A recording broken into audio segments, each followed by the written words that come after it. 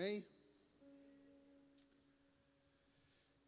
Quero que você abra a sua Bíblia no livro de Ezequiel, no capítulo 1. Aliás, você pode abrir no capítulo 14. E essa noite eu quero te convidar a entender um pouco mais a respeito do caráter de Deus, de quem Ele é para nós e o que Ele espera de nós. Queridos, a Bíblia ela é clara em nos advertir que nós fazemos parte de um reino. Amém? A Bíblia diz assim: o reino de Deus é. E o reino de Deus é como um tesouro escondido, a Bíblia diz. O reino de Deus é como virgens nércias e prudentes. E a Bíblia traz inúmeros parâmetros para explicar o reino de Deus. Mas o que eu quero que eu e você saibamos essa noite é que o reino de Deus é. O reino de Deus é real. O reino de Deus existe. Não existe apenas o reino de Deus, mas a palavra também fala sobre o império das trevas. Fala sobre dois reinos que compõem uma guerra espiritual, mas também física, nesse tempo, nesse século. Não foi diferente na palavra enquanto os homens e mulheres de Deus caminharam por essa terra, enquanto Jesus caminhou por essa terra.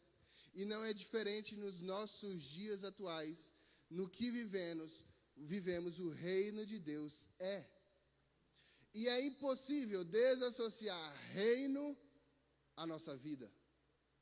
É impossível porque nós somos seres carnais, físicos, porém somos seres espirituais. Em nós há um espírito, em nós há uma alma que não desassociada desse corpo, ela é até mais importante do que esse corpo. Um momento, eu e você vamos perecer. Quem dera sejamos arrebatados e não precisamos perecer. Mas o normal, o convencional, é que a gente morra em algum momento. Só que o nosso espírito é eterno. Deus colocou em nós um espírito eterno. Talvez para salvação e vida eterna com Deus, ou para condenação e morte eterna. Mas o fato é que o seu espírito, ele é eterno. Então eu quero que você entenda que o reino de Deus e o mundo espiritual são mais reais e palpáveis e importantes do que o mundo físico. Basta entender que logo, logo não estaremos mais aqui. Seremos levados para algo diferente, que o nosso espírito permanecerá. Se o nosso espírito, esse reino e essa realidade espiritual são mais importantes do que a nossa vida terrena, é lógico, é inteligente vivermos essa vida entendendo e discernindo as coisas espirituais, porque elas são mais importantes. Elas vão durar a eternidade. Elas permanecerão mesmo quando nós morrermos. Então, a primeira verdade que eu quero que você entenda: o reino de Deus é. Você pode crer nisso ou não. Você pode aceitar essa ideia ou não. Você pode ter entendido já isso ou não. Mas eu quero te dizer essa noite: o reino de Deus é.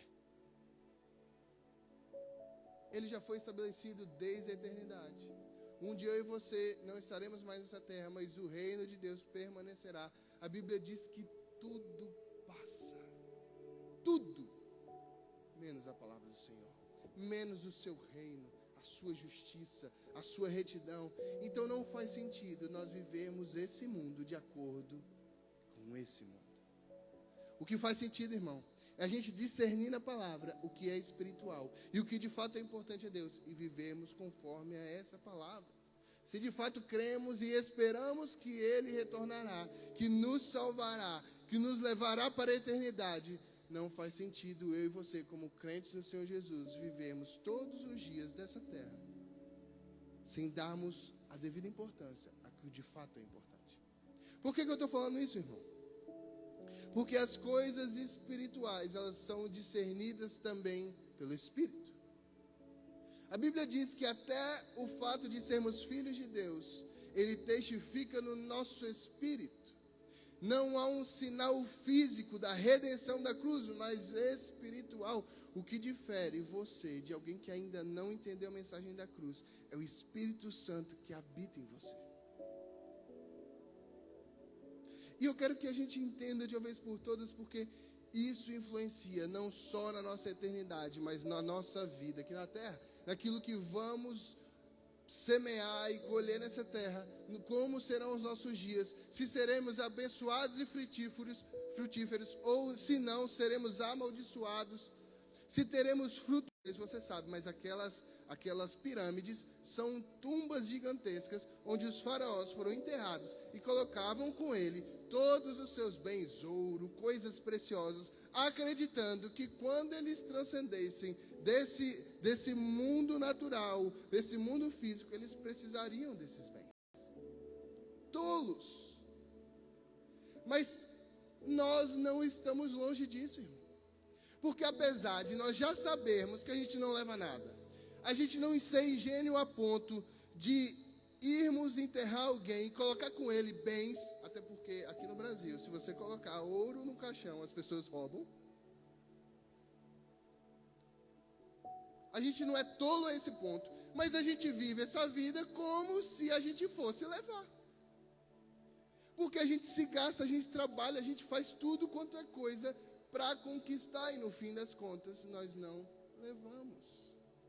Então, apesar da gente ter o conhecimento, a nossa atitude não condiz com o conhecimento. Ou você de fato ainda não entendeu isso. Por que eu estou falando isso, irmão? Porque eu quero que você saia daqui essa noite entendendo algo espiritual que Deus se importa muito. Que pode mudar a sua vida da água para o vinho.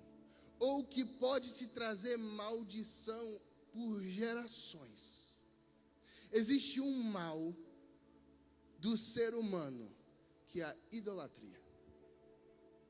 E às vezes a gente pensa, irmão, que idolatria é só levantar um ídolo, ou um santinho, ou uma peça, uma escultura, ou uma adoração em uma seita religiosa. Mas eu quero te dizer que a idolatria, ela é muito mais profunda que isso. Isso é só a parte visível da idolatria. Isso é só a parte que nós conseguimos discernir de forma física e carnal. Mas existe uma idolatria espiritual que precisa ser discernida espiritualmente. E que eu e você, corriqueiramente, vivemos ela. Só que existe um problema. Deus odeia a idolatria. Deus não suporta a idolatria. Deus não permite com que os seus filhos se prostituam com a idolatria. Essa semana eu estava lá na Dunamis Farm com a Milena e um casal de amigos, o Marco e a Polly, e nós recebemos inúmeras coisas de Deus. Mas naquele tempo nós nos aprofundamos nos livros de Reis, 1ª e 2ª Reis, Crônicas. Irmão, leia o livro de Reis, é interessante demais. Existe um contexto histórico. O livro de Reis conta a história dos reis de Israel. Essa história começa antes, lá no livro de 1ª e 2ª Samuel, Samuel ungindo Saul como rei, depois o coração de Deus encontrando o coração de Davi como rei segundo o seu coração, e depois vem a história de Davi. Aí quando você entra em Reis, vem a história de Salomão. É muito interessante. Dariam novelas e mais novelas para o povo noveleiro aí que gosta. Você não tem noção. Mas o que é interessante é que a Bíblia não esconde nem os acertos, nem os defeitos dos homens e daqueles que passam por essa palavra. Ele mostra. E é interessante que quando você vai lendo 1ª e 2ª Reis, você vai vendo a palavra dizer: olha, o meu servo Davi procedeu bem perante os olhos do Senhor. Tudo que ele fez foi bom, foi um homem segundo o coração de Deus, ele foi abençoado a sua descendência. Meu servo Salomão fez bem o que perante os olhos do Senhor, mas adorou a falsos deuses, foi idólatra. Por isso o reino de Israel é dividido e tem todo um contexto histórico. Aí vem Roboão, que é um rei idólatra que faz besteira, e aí vai vindo, irmãos, muitos reis. Vem o rei Asa, que, poxa, ele começa a resgatar tudo aquilo que Deus havia feito a Israel, foi um bom rei. Mas inúmeros outros reis idólatras, que por conta dos casamentos, eles vão trazendo ao povo de Israel falsos deuses, falsos ídolos, e vão enchendo o povo de Deus de coisas deturpadas, e a noiva, ela vai sendo prostituída. E é fácil ver, porque Deus fala, olha, esse procedeu bem, fez bem e foi abençoado. Esse rei procedeu mal, fez mal e foi amaldiçoado. A gente acha que é muito distante. Ah não, Vitor, isso só foi para um contexto lá deles. Irmãos, quantas vezes nós colocamos no nosso coração coisas e pessoas que ocupam o coração de Deus? Eu quero que você pegue isso. Preste atenção, em nome de Jesus. Idolatria é tudo aquilo que se assenta no trono que é do rei. Eu e você vivemos um reino e existe um trono, e o único que é digno de se assentar nesse trono é o Rei dos Reis, o Senhor dos Senhores, o Deus de Israel, Jesus Cristo, Rei da minha e da sua vida. Ele é o único digno. Mas, irmão, tudo aquilo que nós colocamos na nossa vida, que se assenta no trono do nosso coração, nesse lugar que é digno, o único digno é o rei, se torna idolatria. Então, para que você comece a ver a idolatria de uma forma diferente,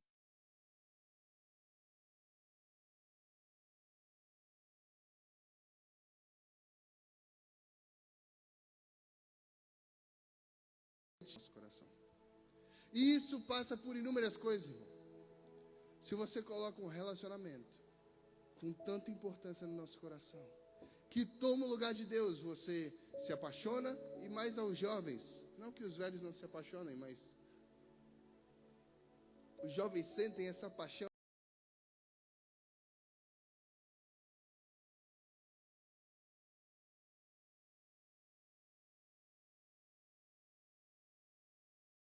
Avassaladora, e você passa tempo pensando, tempo conversando, tempo se gastando somente ao rei.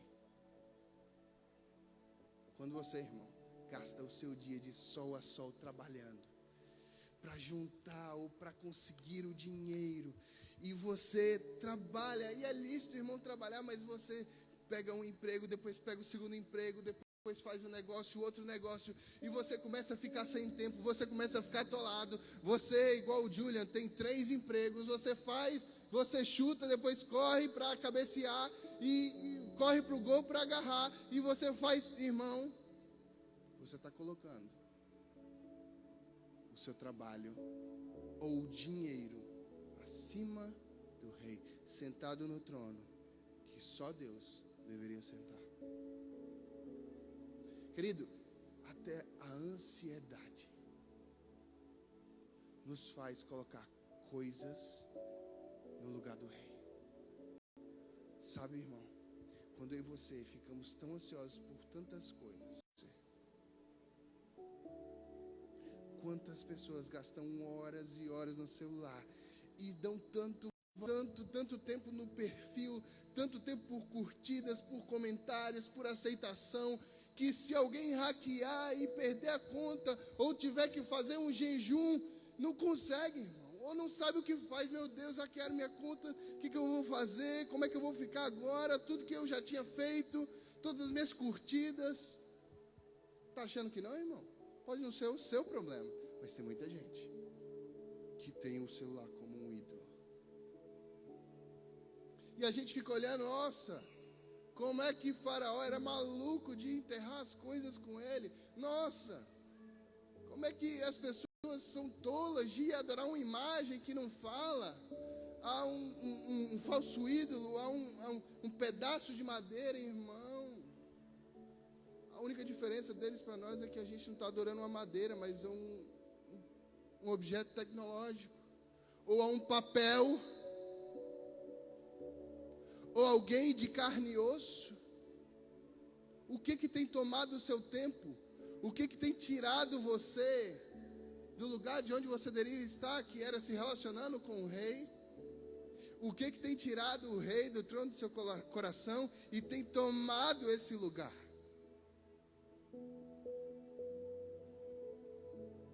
Olha para a face do rei,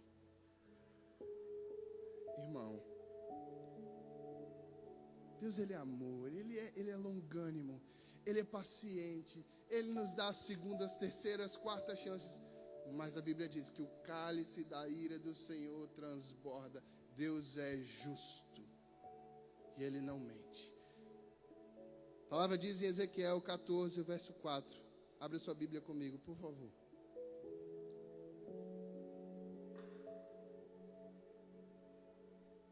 Esse texto em Ezequiel, ele está se referindo ao povo de Deus, ao povo de Israel.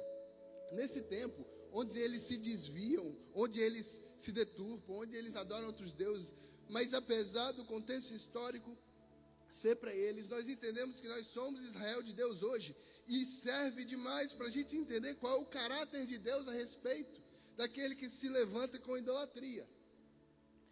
Capítulo 14, verso 4 diz assim: por isso diga-lhes, assim diz o Senhor soberano, quando qualquer israelita erguer ídolos em seu coração e puser tudo que os afastou de mim para seguir a ídolos, portanto, diga a esse povo,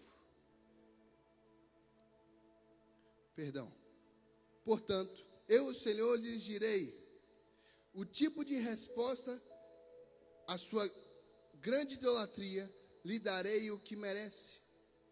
Farei isso para conquistar o coração do meu povo de volta, que se afastou de mim para seguir a ídolos.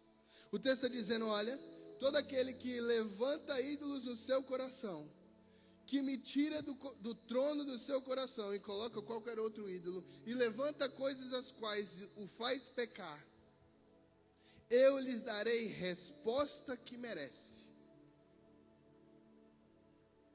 E ele ainda diz, olha, eu farei isso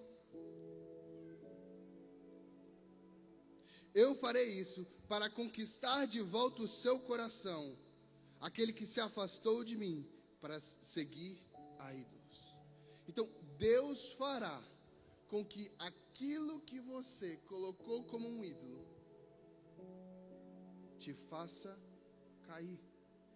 É como um pai que após dar uma bênção, e eu quero que você entenda aqui nessa noite de uma vez por todas, que ídolos do nosso coração abraçava, recepcionava com muita alegria, mas depois que ele deu o videogame, o filho dele começou a não vir mais. Ele chegava, e o Israel, o filho do Luciano, chama Israel, ele estava lá jogando, e ele chamava Israel, e ele, já vou pai, deixa eu só passar de fase aqui. E depois vinha. Foi quando ele percebeu que aquilo que ele tinha dado estava roubando o tempo que era dele como pai. Irmão, se um pai terreno consegue entender essas pessoas no lugar que seria devido do Senhor, Ele tirará das nossas mãos. E Ele fará isso para que o nosso coração se volte para Ele novamente. É como alguém que está orando, Senhor, eu quero conquistar, Deus, uma vaga nova de emprego, eu quero ser bem sucedido, eu quero aumentar os meus ganhos, eu quero prosperar. Deus, me abre essa porta, me faz entrar por essa porta, eu quero entrar nessa empresa, vai ser bom para mim, eu vou ganhar melhor. E Deus vai lá e atende a oração e Ele dá. E você começa a trabalhar, mas você começa a se envolver demais no trabalho, você começa a gastar tempo demais ao ponto daquela tempo de oração que você tinha, porque você estava precisando do favor do rei, você tinha aquele tempo de oração, de se aquedar aos pés do Senhor, de ir para a palavra, de ler, porque você queria, você estava pronto, não tem mais. Irmão, isso é idolatria. Isso é deixar algo que não é o Senhor tomar conta do nosso coração. E a notícia dessa noite é que se você permanecer fazendo isso, seja lá com o que for, Deus vai intervir. Deus não vai deixar. Sabe por quê, irmão? Nós somos a noiva de Cristo. Nós somos aqueles que devemos ser separados. E quando a noiva se relaciona com qualquer coisa que não é o noivo, ela se prostitui. Eu quero que você feche seus olhos.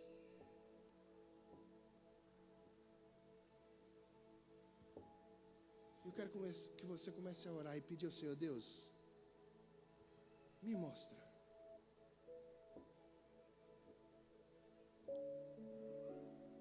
Onde a idolatria entra no meu coração?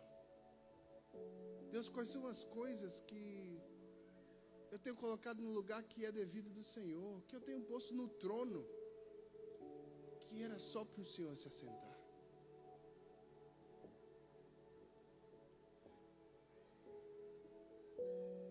Senhor, fala comigo, sonda o meu coração.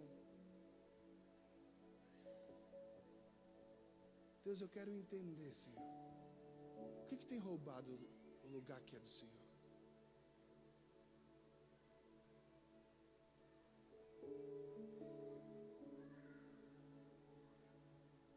Senhor, fala ao meu coração. Eu quero te ouvir, Deus.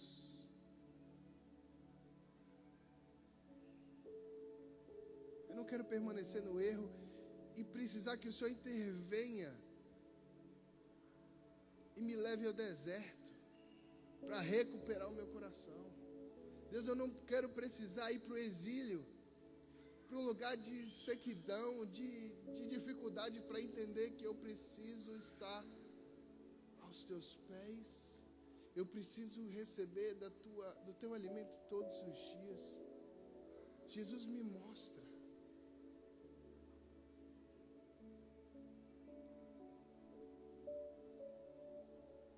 E se Deus te mostrou algo que você precisa entregar a Ele, eu quero te convidar, aonde você está, a se ajoelhar, a se prostrar diante do Rei e pedir perdão. Meu Rei, me perdoa. Me perdoa, meu Rei, porque essas coisas têm tomado meu coração. Porque eu tenho me deixado levar por tantas coisas que têm me afastado de Ti. Deus, me perdoa por cada vez que eu coloquei qualquer outra coisa no lugar que é Teu. Deus, me perdoa por tanto tempo gasto com coisas dessa vida, mas me esquecendo do mundo espiritual e daquilo que o Senhor tem para mim.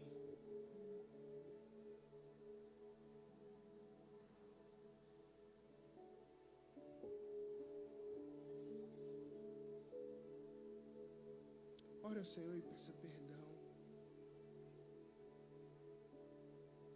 A grande diferença de todos os outros reis para Davi foi que Davi se arrependia.